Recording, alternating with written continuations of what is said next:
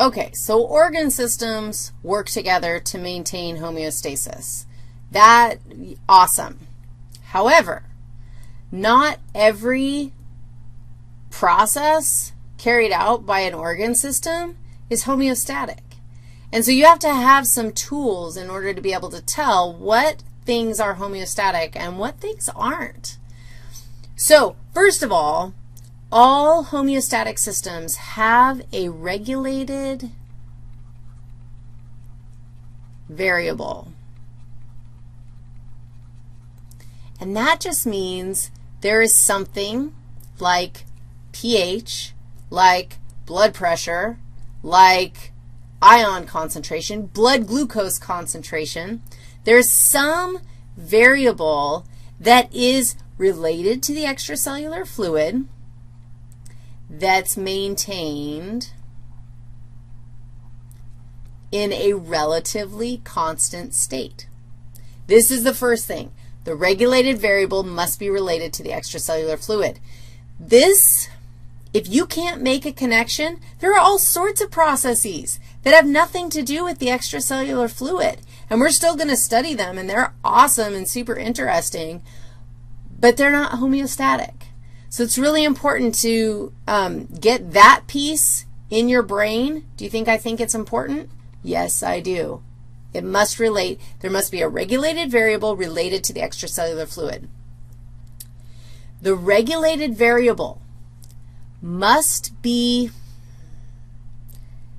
okay, the regulated variable, any changes in the regulated variable, that's a delta signal, and it means change. And so changes to the regulated variable must be detected by some sort of sensor.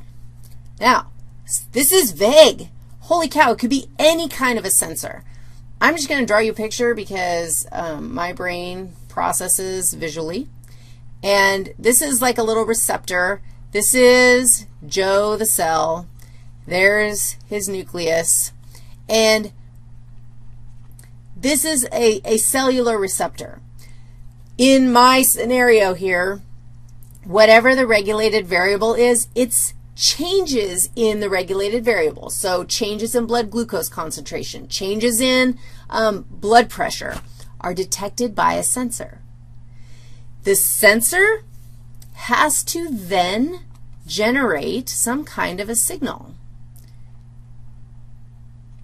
So it has to generate a signal, some sort of communication message as a result of detecting the change. So change happens, and the sensor has to generate a message. It's often referred to as an error signal because the message isn't going to be sent if you are in a homeostatic range. It's if you go outside of that, if things are looking bad, if you're going outside of the range, a signal is generated. The sensor sends a message. You tell me, who are we going to send the message to?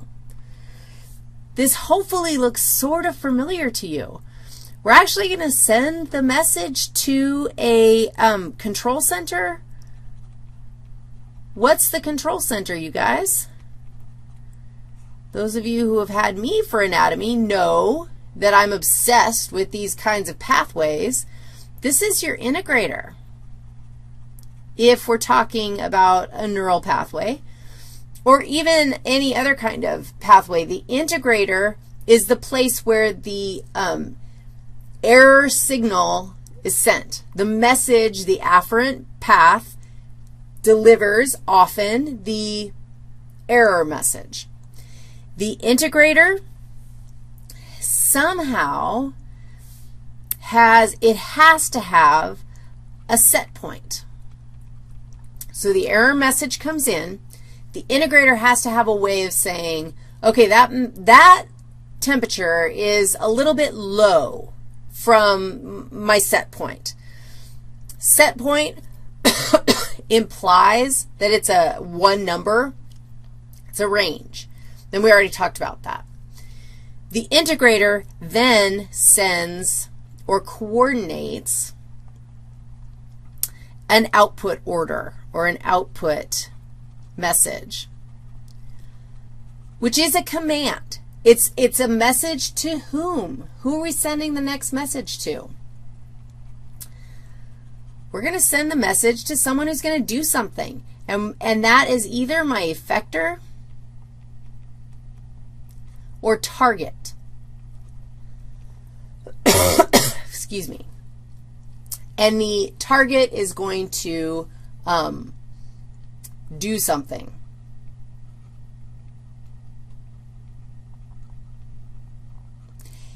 And the do something is going to somehow impact the regulated variable.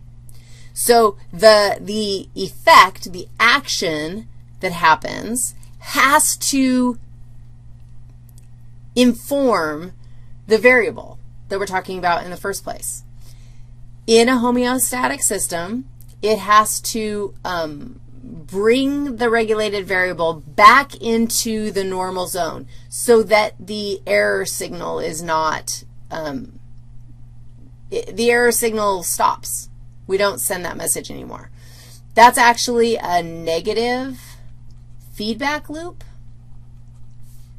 If the output, if the action carried out by the effector or the target is functions to remove the original stimulus, which was the change detected by the sensor, then that's a negative feedback loop.